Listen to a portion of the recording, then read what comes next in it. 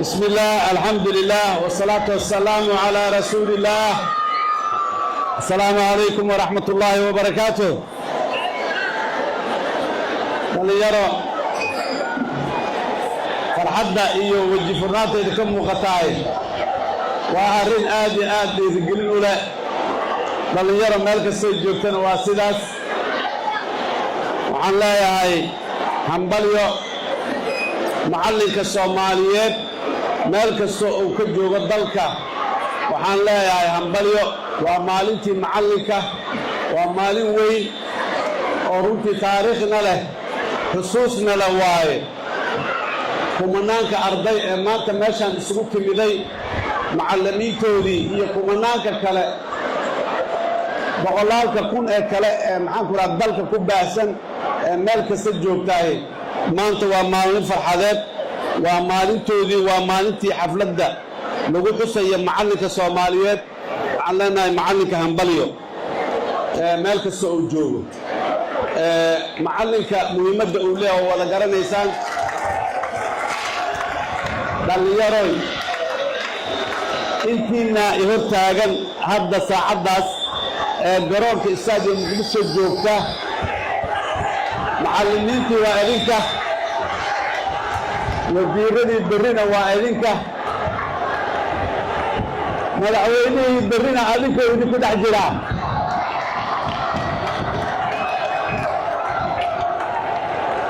muhiimadda aad leedihiin inaad saas u ogaatiin waaye, sida aad dalkan iyo dadkiisa aad muhiim ugu tihiin dhallinyaro. macallinka marka waxaan leeyahay muhiimaddiisa aan siino, xushmad iyo karaamo ayuu nooga baahan yahay, inaan xurmayno nooga baahan yahay. xoolo badan oon siina ma haysanno, laakiin inaan weynayno macallinku inuu qofka ugu qiimaha badan dalka Soomaaliya, dawladda Soomaaliya dadka ku dhex jiraayo macallinka iyo askariga ugu qiimo badan. horta labada mujaahid ee jihaadka noloshooda dhan ku jiraahe waa askariga Soomaaliyeed iyo macallinka Soomaaliyeed meel kastoo ay joogaan.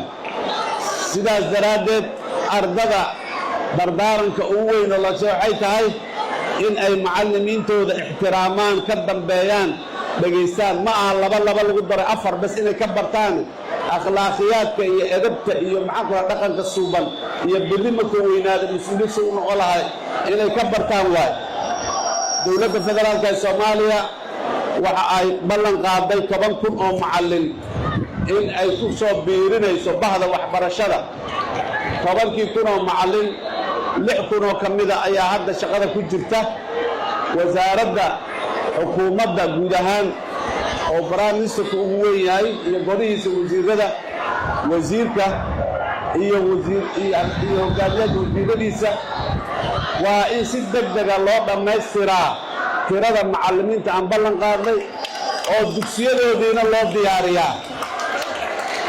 xarumaha tababarka macallimiinta waa inay buuxsamaan ee ku yaalla dalka qaybihiisa kala duwan oo dhan macallinkii aan tababarnayn ee fursad aan u helin in uu helo fursad tababarna wasaaradda waxaan farayaa in fursad tababar oo lacag la'aana la siiyo dalka iyo dibaddiisaba meeshii fursad laga sii kara macallinka Soomaaliyeed in la siiyo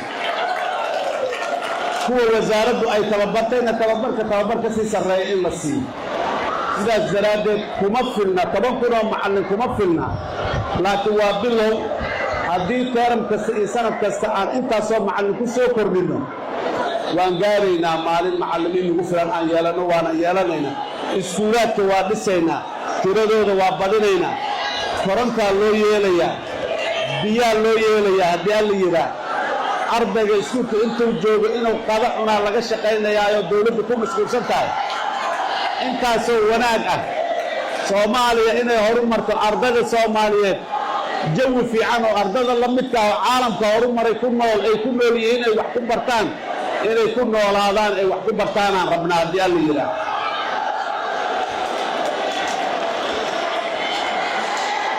taageero waligiine